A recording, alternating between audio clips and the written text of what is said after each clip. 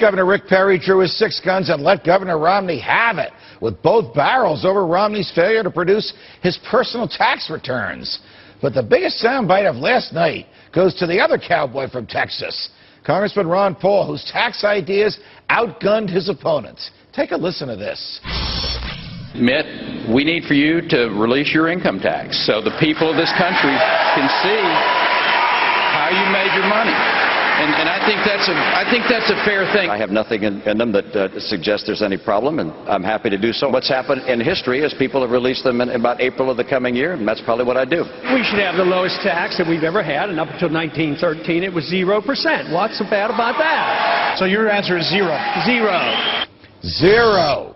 Joining me now to discuss abolishing the income tax is a man who's no stranger to studying and analyzing taxes. He's Steve Moore, head of the editorial board of the Wall Street Journal and a good friend of the show. Steve, it's a pleasure. Welcome back to Freedom Judge, Watch. great to be with you. Can we take Congressman Paul seriously at his word that were he to be nominated and then elected president, he would move to reduce the income tax rates to 0, or as he says, gradually abolish the income tax, shrink the government down to its constitutional size, and force it to go to other resources for cash?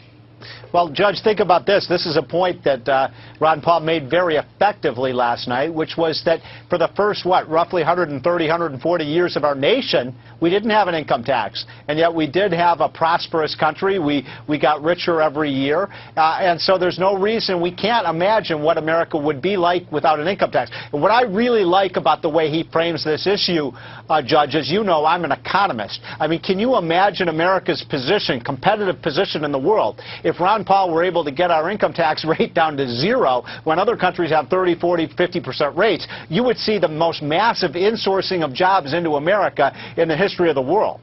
And everyone's wealth would increase as a result of that prosperity generated without the heavy hand of government.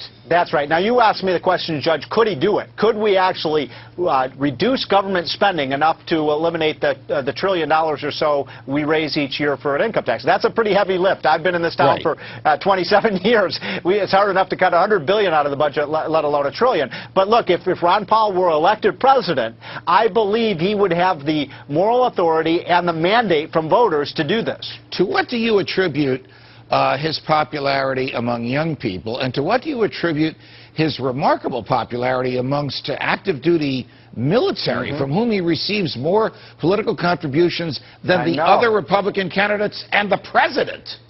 Well, I can speak about the young people because I have 2 young people in my home who are 18 and 19 years old who came home from college, over Christmas vacation with all these Ron Paul stickers and bumper stickers. And you know what? He just speaks to the aspirations of young people who understand that the wheels have come off this economy, that the income tax is an albatross around our neck, that government has become so large that the only jobs that are available for college graduates are now to go work for the Postal Service or work for the government. And you know what? The young people don't like that direction. They like his idealism. I liken this to sort of the idealism that on the other side of the aisle that Barack Obama had, as you recall, in 2008. He appealed to young people. Now we're getting those idealists moving more to the right. They've seen the failure of Obamonomics and big government, and they are very attracted to Ron Paul's limited government, low tax, more freedom agenda. You and I both believe that you own your own body and you ought to be able to put into your body whatever you want. Is it fair for the Gingrich, Santorum, and Romney crowd to disparage Ron Paul's young supporters, saying, the only thing they want is legalization of marijuana. That's the only thing they care about? Well, you know, I think that Ron Paul, look, I don't think Ron Paul is very likely to win this nomination, but he could. But the reason that Ron Paul is so critical to the Republican Party is that those are the voters that are going to determine not just potentially this election, but think about this. You know, the way people vote when they're 18 to 25 years old, all studies show that then they get into that habit of voting either Democrat or Republican. So I believe that he is an essential part of the Republican coalition, and Republicans better pay very close attention to what he's saying and not disparage or belittle the kinds of positions he's taken on things like drug legalization. I mean, honest people can disagree on it, but to simply say that he's just for pot smokers, I think is to belittle a position. Look, I had never smoked pot in my life, but I believe that everybody should have the right to do so without the government coming in their house and putting them in jail. Got it. Steve Moore, thanks for joining us. Great to be with you, Judge. Up next, meet the